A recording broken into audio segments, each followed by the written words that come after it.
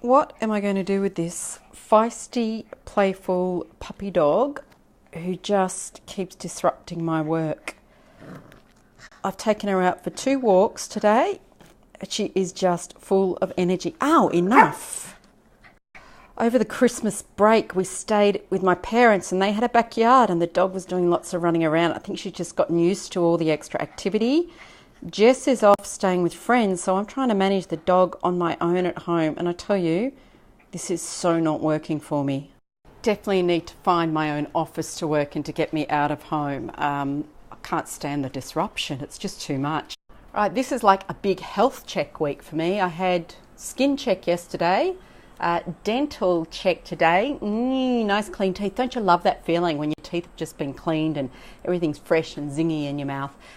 Tomorrow is Breastscreen, and I'm doing a Bioassessment at the gym, which is like this little assessment that looks at your biological age versus your actual age. So that should be very interesting. So getting a lot of stuff sorted out before I go overseas at the start of February. All right, on the work front, I've continued working using the LPI capability map skills framework for learning and development today on a team assessment. And yesterday I spoke about how when you aggregate data, you can lose a lot of the nuances. When you're looking, for instance, at average skill level across a team, you really lose things like the distribution of the skills between different people against the requirements of their position. You might have a high skill level across the team, but there might be a few people who are short against their requirements for their position, but other people who have the skill but aren't in a position that requires it to be used. So the whole thing gets a bit distorted. I'll show you one example. This skill here, evaluate impact, the required level, the average level that the team currently has is blue. The required level across the team for all positions is orange. So you look at this and you think, great, they've got on average in all the skill they need for evaluate impact. But then I actually took, this is a fairly small team, so I was able to quickly map out on a spreadsheet the gaps that each individual had against each skill, kind of manually, and take a closer look at the story that the data was telling me when I built the picture up from that bottom level up rather than from the top level down. And what this told me was that for the skill of evaluate impact, 7 people on this team, 70% of the team actually have a gap in that skill.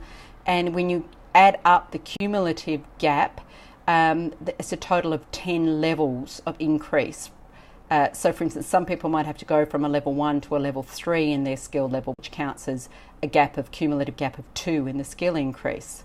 So what's happening here is that there are a couple of people who have a high level of skill in evaluate impact that are dragging up the average, and it just so happens that one of them doesn't need the skill for their position. So the required level is low, their current skill level is high. So you see the averages can hide these nuances around distribution of skills across the team.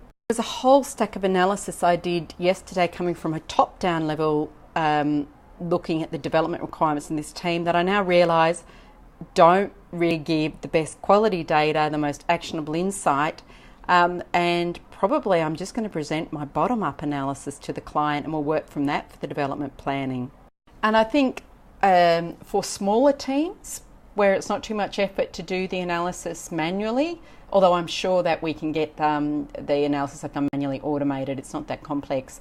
I think for a smaller team, this is going to give us all the data that we really need without some of the other more complex things that we'd built into the workbook.